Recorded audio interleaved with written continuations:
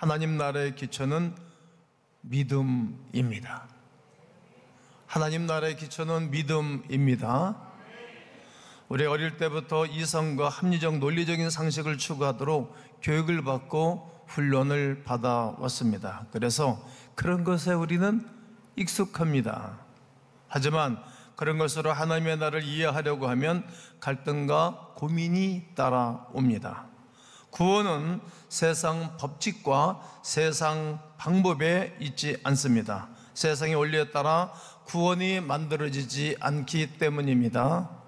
율법을 따라 구원을 얻고 의로워지는 것이 아닙니다. 믿음으로 말미암아 의로워집니다. 아멘이시죠? 하나님 나라의 질서에 따라서 구원이 이루어지는 것입니다. 그런데 한 가지 고민이 생기는 것입니다. 구원은 이렇게 이루어졌는데 축복은 어떻게 되는 것인가?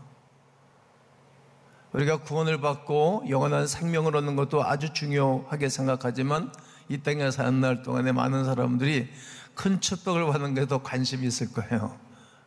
뭐 재물의 복, 자녀들에 대한 복, 또 건강의 복, 뭐 이런 것에 많은 분들이 관심이 높죠. 구원이 행함으로 얻지 못하는 것처럼 축복도 행함으로 받는 것이 아니고 믿음으로 받습니다. 다 믿음으로 받는 것입니다. 거기에 뒷받침해 주는 말씀이 오늘 읽은 로마서 4장 13절입니다. 다 함께 크게 읽어봅니다. 시작. 아브라함이나 그 후손에게 세상의 상속자가 되리라고 하신 언약은 율법으로 말미암은 것이 아니요 오직 믿음의 의로 말미암은 것이니라. 구원 역시 노력해서 얻는 것이 아니라 하나님의 자녀가 되었기 때문에 은혜와 구원과 축복을 받는 것을 꼭 알아야 됩니다. 다 믿음으로 받는 것입니다. 만약 이 모든 것들이 율법으로 말미암는 것이라면 우리의 믿음은 헛것이 될 것입니다. 여기에 대한 말씀을 바울이 14절에서 기록하고 있는데, 만일 율법에 속한 자들이 상속자에게면 믿음은 헛것이 되고 약속은 파기가 되었다는 겁니다. 우리가 예수님을 처음 믿었을 때 믿음으로 말미암아 구원받은 것을 우리가 압니다. 예수 그리스도를 믿음으로 고백하고 그 성령이 내 안에 훅 들어오는 것을, 임포트하는 것을 누구든지 경험을 합니다. 마음이 뜨거워지고 막 감격하고 감동하게 됩니다. 그렇습니다. 예수를 믿는다는 것은 은혜, 하나님의 주시는 은혜, 믿음으로 구원을 받는 것은 분명한 사실입니다. 그러나 나 같은 죄인을 예수님이 살리셨다는 고백과 함께 뭐가 흐르죠? 눈물이 흐르죠. 그런데 이 한참 지나가다 보면 기쁨을 잃어먹는 거예요. 감격을 잃어먹는 것입니다. 교회 나오기도 하고 예배도 드리고 헌금도 하고 또 봉사도 합니다. 하지만 마음에 기쁨이 사라졌어요. 기쁨 대신 원망이 생기고 불평이 나도 모르는 사이에 쑥쑥 나오는 것입니다. 왜 그런지 아십니까? 아주 사실이 간단합니다. 처음에는 믿음으로 구원을 얻었는데 이 믿음을 얻고 나서 다시 율법으로 돌아갔기 때문입니다. 옛날로 돌아간 거예요. 우리는 원래 율법, 합리, 상식, 이성, 논리에 익숙한 사람들입니다. 그래서 옛날로 다시 돌아가는 것입니다. 거기에 대해서 오늘 본문 바울이 16절에서 잘 말해주고 있습니다. 우리 16절에 있는 말씀, 우리 이쪽에 있는 교우들이 크게 한번 읽어보세요. 시작. 그러므로 상속자가 되는 그것이 은혜에 속하기 위하여 믿음으로 되나니 이는 그 약속을 그 모든 후손에게 굳게 하려 하심이라. 율법에 속한 자에게 뿐만 아니라 아브라함의 믿음에 속한 자에게도 그러하니 아브라함은 우리 모든 사람의 조상이라. 성도 여러분, 다시 말씀을 드립니다. 내가 아버지의 재산을 상속받는 것은 그의 자녀이기 때문에 받는 것입니다. 다른 의리를 내놓으면 받을 수가 없습니다. 그동안의 부모로부터 받은 것이 엄청나게 많은, 뭘 또 달라는 거냐? 또 아버지도 자식에게 율법적으로 대하면 넌 말이야 나한테 받을 자격이 없어. 그동안 내가 너한테 준 게 얼마나 많은데 또 달라는 거니? 또 아들 입장에서 또 딸 입장에서 어머니와 아버지와 자기를 비교해보면 뭐 해드리는 게 아무것도 없어. 또 늘 받기만 하니까 늘 미안하고 죄송하기만 해요. 달라고 할 자격이 없어요. 아무것도 없어요. 그런데 상속을 받는 이유는 뭡니까? 그냥 자녀이기 때문에 그런 것입니다. 아들이기 때문이고 딸이기 때문에 그런 것입니다. 율법은 내가 너를 위해 얼마나 고생했는데 라고 보상을 요구하는 것이 율법입니다. 우리 신앙생활을 잘 드러내는 예시입니다. 우리는 자꾸 밥값 내고 밥을 먹겠다고 이렇게 생각하고 사는 거예요. 은혜로 구원을 주셨는데 자꾸 율법으로 바꾸고 따지고 고치고 계산하고 변명하고 이성적인 논리를 가지고 상대를 대하는 것입니다. 만약에 그런 자세로 우리가 사는 그 자세로 하나님이 우리에게 그런 자세로 우리에게 다가오셔서 찾아오신다면 우리는 숨 막힐 거예요. 우리를 상속자로 주신 것은 믿음으로 은혜로 된 것입니다. 율법으로 된 것이 아닙니다. 특별히 행위로 된 것이 아닌 것입니다. 그냥 하나님의 은혜로 믿는 자에게 주신 이 구원은 율법을 가진 자에게도 율법을 갖지 못한 자에게도 똑같이 구원입니다. 다시 말하면 이스라엘에게도 이방인에게도 야만인에게도 헬라인에게도 누구든지 차별이 없다는 거예요. 따라서 아브라함은 하나님 앞에서 믿음의 조상이 된 것입니다. 이 구원은 실로 감격스럽고 놀라운 것입니다. 아브라함 입장에서 보게 되어지면 어떻게 이렇게 나 같은 사람을 부르셨나? 우상을 만들어서 밥을 먹고 살고 우상을 만들어서 부자가 된 아버지 밑에서 산 것이 실은 부끄러운 거지. 예? 사람들을 속여서 사람들을 미혹해서 밥을 먹고 살고 돈을 벌고 재벌이 됐는데 그게 부끄러운 거였습니다. 아브라함에게 있어서는. 아버지는 자랑스러웠는지 몰라요. 아버지는 모든 것을 준비해 놓고 아들에게 모든 것 다 부채선을 물려주고 멋지게 네 아버지의 공로는 이런 사람이야. 아버지가 육신 아버지는 그렇게 자랑하고 싶은 마음이 있었을 것입니다. 그러나 아브라함 입장에서 보니까 부끄러운 거죠. 그것 자체가 부끄러운 것이고 죄악했던 것을 아브라함은 깨달았던 것입니다. 그래서 그는 아버지의 말도 중요하지만 하나님 아버지의 말을 따라 아버지의 신청, 권력, 그리고 자기의 정든 땅, 모든 재산을 탁 놓고 누군가가 쟁취했겠죠. 내가 상속을 받지 않으면 누군가 상속은 가는 거니까 그냥 딱 놓고 그냥 떠나는 것입니다.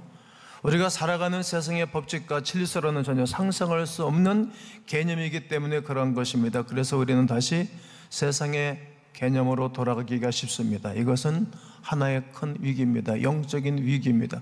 세상적인 시스템으로 세상적인 방법으로 기본으로 돌아가면 영적인 위기가 옵니다. 행복감이 사라집니다. 기쁨이 사라집니다. 즐거움이 사라지는 것입니다. 천국이 희미하게 보이고 세상에 더 크게 보이는 것입니다. 이러한 구원을 주신 하나님은 어떤 분이십니까? 아브라함의 경험한 하나님은 어떤 분이실까요? 믿음은 공부에서 얻어지는 것이 아니오시다. 학문적으로 정의를 내린다고 해서 믿음이 정리가 되고 믿음이 얻어지는 것이 아닙니다. 이처럼 하나님 우리 자신이 하나님과 함께 살아가면서 알게 되는 것 아닙니까? 아브라함의 하나님은 어떤 것입니까? 아브라함은 하나님을 배워갔습니다. 얼마 동안에 25년 동안 하나님과 함께 살다 보니까 하나님이 어떤 분인지를 알았어요. 그리고 하나님이 자기에게 어떻게 행하신 것을 알았어요.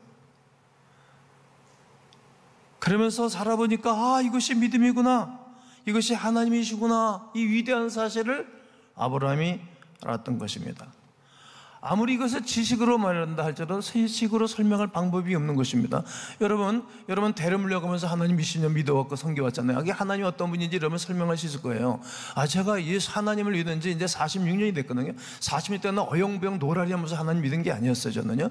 그러니까 이 46년 동안 하나님을 섬기다 보니까 하나님이 어떤 분인지를 알고 이게 믿음인 것을 내가 정의가 된 것입니다.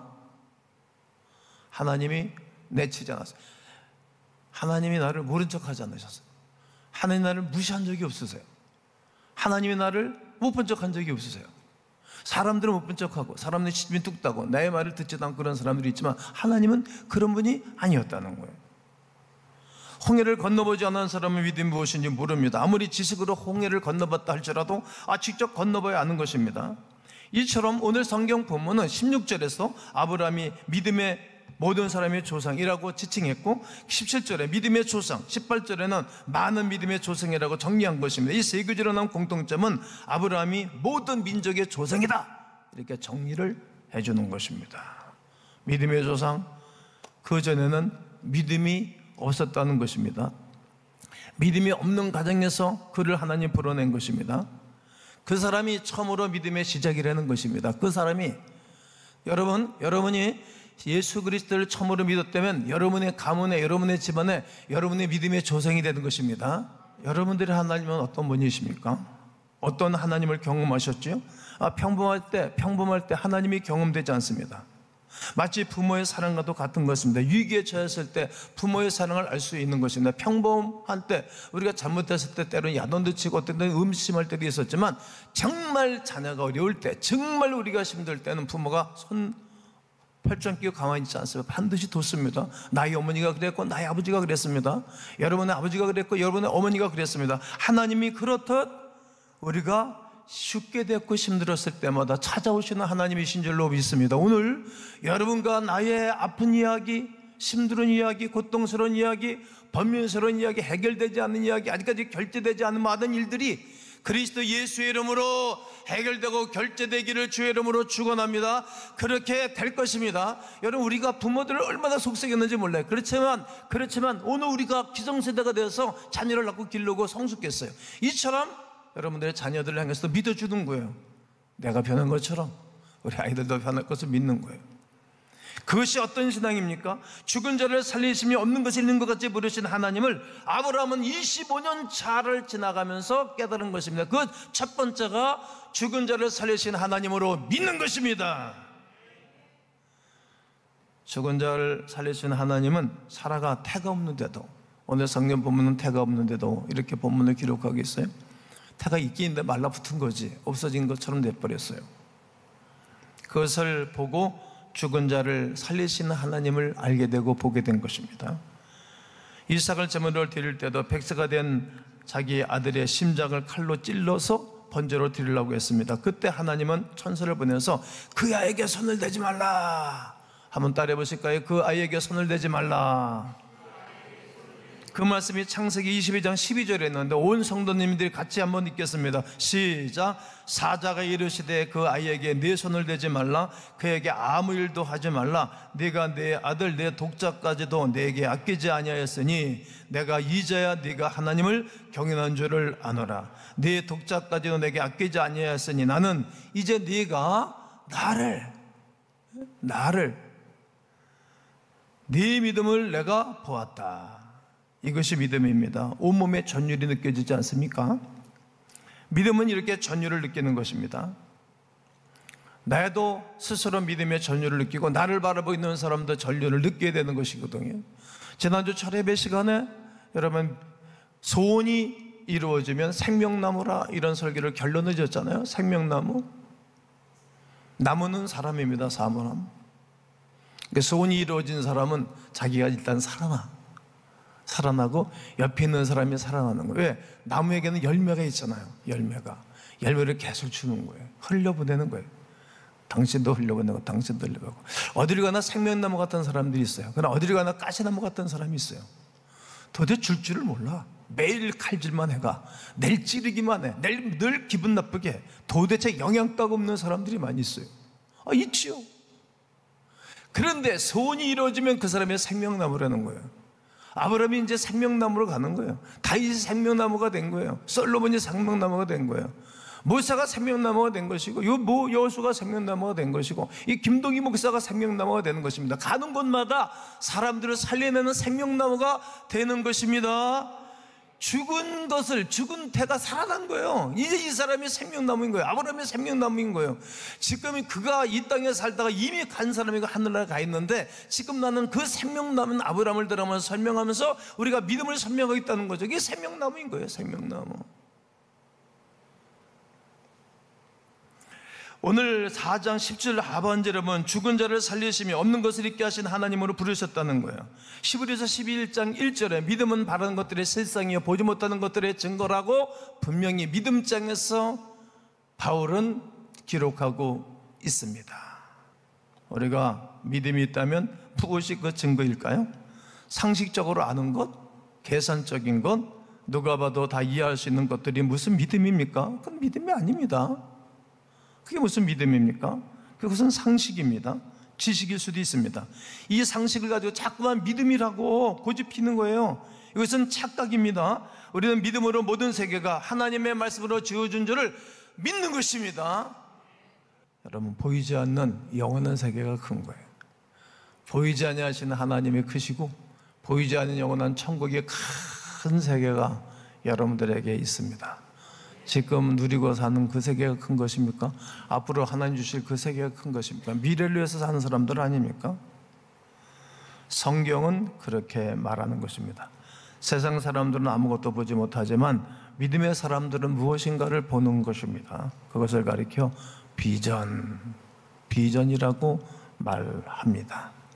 하나님 마음의 일부분을 느끼고 추구하지요. 현실을 추구하는 것이 아니라 비전을 추구하는 것입니다. 그 사람을 가리켜 믿음의 사람이라고 성숙하게 말하는 것입니다. 노아나 모세나 아브라함은 우리 생각하기에 좀 황당한 분들이었습니다. 어떤 의미에서 노아 할아버지는 이게 미친 영감 아니야? 그럴 수 있죠.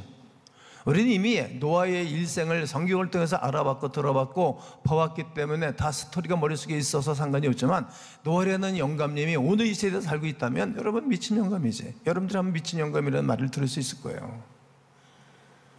아무리 삼각배도 이해가 안 되지 않습니까? 배는 어디서 만들어야 되죠? 바닷가에서 만들어야 될 것 아니겠습니까? 높은 산꼭대기에서 배를 만들다니, 이게 바스를 미친 영감 아니겠습니까? 이 이성과 논리적으로 맞지 않는 것입니다.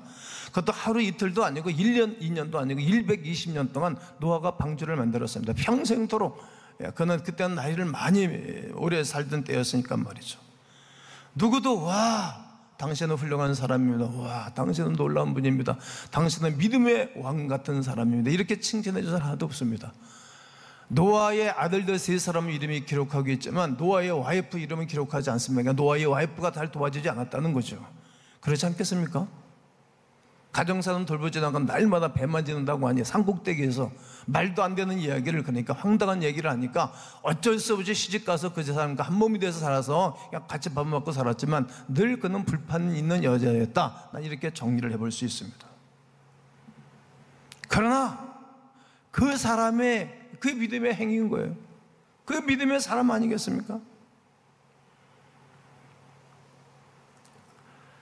모세 역시 하나님이 200만 명을 데리고 출애굽을 시켜가지고 하나님이 홍해 앞으로 이끌어간 겁니다. 모세가 이끌어간 게 아닙니다.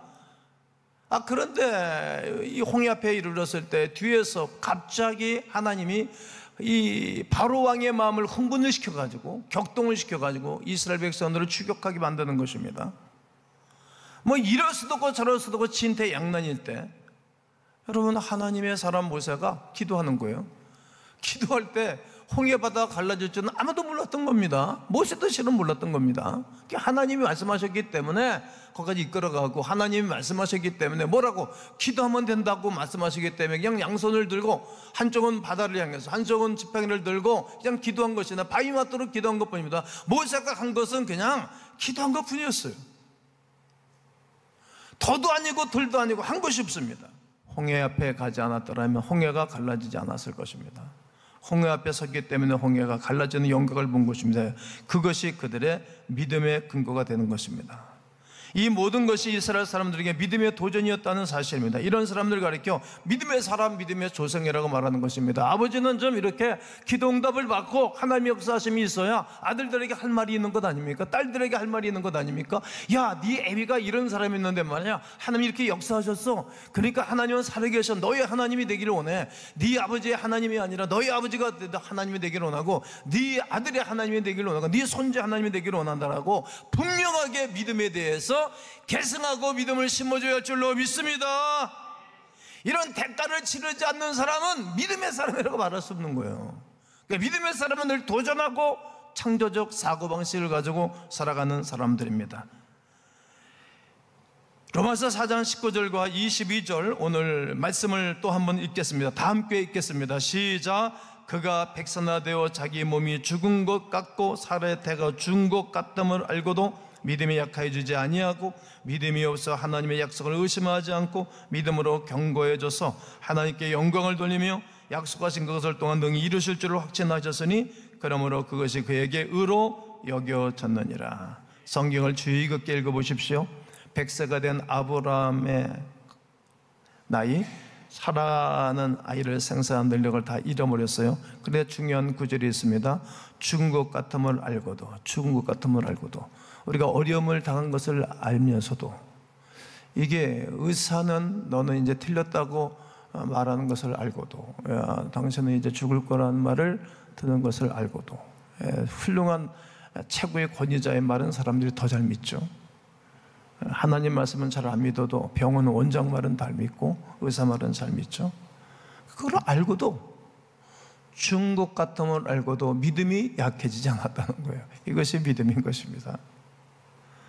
그냥 하나님이 역사하실 것을 믿었던 것입니다. 왜냐하면 아브라함에게 있어서는 위대한 일들을 경험했기 때문이다. 왜냐하면 자기 아내가 그렇게 다 죽어갔는데도 살아난 것을 보고, 그리고 그 사라의 아내의 몸에서 아기가 나온 것을 봤어요. 이게 현장감 있는 사람이었어요. 여러분 젊은이들이 여러분 와이프가 아기를 낳을 때 병원 같이 있는 것 난 좋다고 생각해요. 그거 신비하거든, 아기가 나온 것 자체가. 근데 아브라함은 더 신비했어요. 왜냐하면 100세가 됐을 때 이 역사가 이루어졌으니까 이거를 봤어요. 그러니까 이제 뭐 전율이 느끼는 거 아니겠어요? 그러니까 이제 아브라함은 큰 믿음이 생긴 거예요. 아브라함이 그렇게 믿음을 가질 수 있었던 것은 연구하고 공부하고 묵상하고 노력해서 하던 것이 아닌 것입니다. 이것이 성경이 이야기하는 믿음입니다. 착각하면 아니 되는 것입니다. 기가 막힌 상황 가운데서도 아브라함이 믿었어요. 나는 믿노라 하나님이 나와 함께 하심을. 나는 믿노라. 아브라함이 25년 동안 하나님을 섬기는 가운데 갈등이 있었어요. 번민이 있었어요. 힘이 들었어요. 왜냐하면 이게 빨리 이루어지지 않냐니까. 그때마다 실망할 때마다 하나님이 찾아오셔가지고, 야, 네 텐트에서 한번 나와봐. 야, 네가 한번 종과 횡으로 걸어가봐. 많이 걸었어요. 앞으로 그 땅을 너와 네 자손에게 줄게 약속을 받았어요. 그래도 힘을 또 얻었어요. 또 마음이 또 힘이 들었어요. 야, 한번 나와봐. 야, 바닷가에 뭐가 있니? 모래가 있죠. 야, 나 앞으로 너와 네 자손들이 바닷가에 모래처럼 많게 될 거야. 또 힘을 얻었어요. 또 힘이 들었어요. 오늘 찾아왔어요. 하나님 얘기한 거예요. 엘리에셀이 뭐 상속자가 됩시다. 늙은 종이, 아주 훌륭한 종이 하나 있었는데 말을 잘 들어. 그 사람의 재산 다 상속해주고 저 사람에게 인권에 집중. 아니야, 네 몸에서 날 수가 있어. 뭐 이렇게 얘기하는 거예요.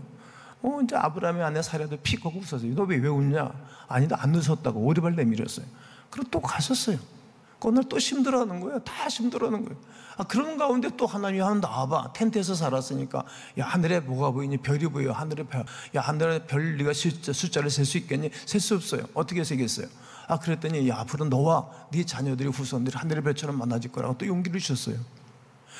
여러분, 이렇게 25년 동안 뒤치락패치락 한 거예요. 우리가 온전하게 깨끗하게 순전하게 어린아이처럼 믿음 한번 흩어지지 않고, 불평 한번 안 오고, 원망 한번 안 오고, 게으르 터지지 않고 한번 안 오고, 믿음 크는 사람은 한 사람도 없는 것입니다. 이렇게 25년 동안 하나님이 그에게 믿음을 돋궈준 거예요. 밤에, 특별히 어두운 밤에, 힘든 밤에, 외로운 밤에 하나님이 찾아오신 거예요.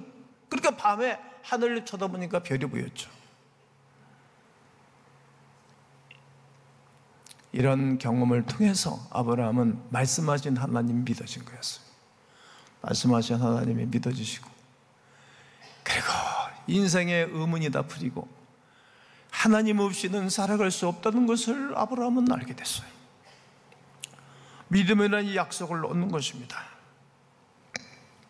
성경에는 예수님이 다시 재림하실 것이라는 약속이 20구절에 한 번씩 약속하고 계세요. 마라나타, 예수께서 다시 오실 예수를 말씀하고 있는 것입니다. 여러분, 그 하나님 믿으시죠? 믿으십니까? 그 약속을 믿으시죠? 그리고 우리의 생각이 달라져야 될 거예요. 삶의 행동이 달라져야 될 거예요. 이렇게 살면 안 될 거예요. 뭔가든 달라져야 될 것입니다. 우리가 천국을 안 보고도 믿는 것, 이것이 믿음입니다. 왜? 예수님이 있다고 말씀하셨으니까 믿는 것 아닙니까? 예수에서 믿는 것은 받은 증거 많도다. 예수에서, 귀한 예수 더욱 믿음 주소서. 예수에 대한 믿음이 있으면 이게 보여질 것입니다. 세상은 다 다른 길로 가지만 비록 그 약속이 허황된 것처럼 느껴지더라도 이런 약속은 의심 없이 믿고 가는 것이 성도들의 삶인 것입니다. 땅끝까지 가서 제자 삼으라는 말씀에 우리는 주의 말씀을 듣고 그냥 가는 것뿐입니다. 이것이 믿음의 사람입니다. 성도 여러분, 우리는, 아브라함은 하나의 모델입니다. 그냥 모델, 지나간 사람입니다. 이제 오늘 우리가 이 모델이 되어져야 할 것입니다. 그 모델을 오늘 23절과 25절에 한 성경을 읽고 오늘 설교를 마칠 것입니다. 시작. 그에게 의로 여겨졌다 기록된 것은 아브라함만 위한 것이 아니에요. 의로 여기시를 받은 우리도 위함이니 곧 예수 우리 주를 죽은 자 가운데서 살리신 이를 믿는 자니라. 예수는 우리의 범죄한 것 때문에 내줌이 되고 또한 우리를 의롭다 하시기 위하여 살아나셨느니라. 여러분, 아브라함만 위한 것이 아니라 예수 믿는 우리 모두에게도 동일한 은혜를 주실 것입니다. 우리에게는 오늘 죽은 자를 살리신 하나님, 없는 것을 있게 하신 하나님, 보이지 아니라도 함께 하시는 하나님을 믿는 믿음으로 이 세상을 살고 그리고 승리의 삶을 사시고 여러분 모두가 믿음의 조상들이 되시기를 주님의 이름으로 축원합니다.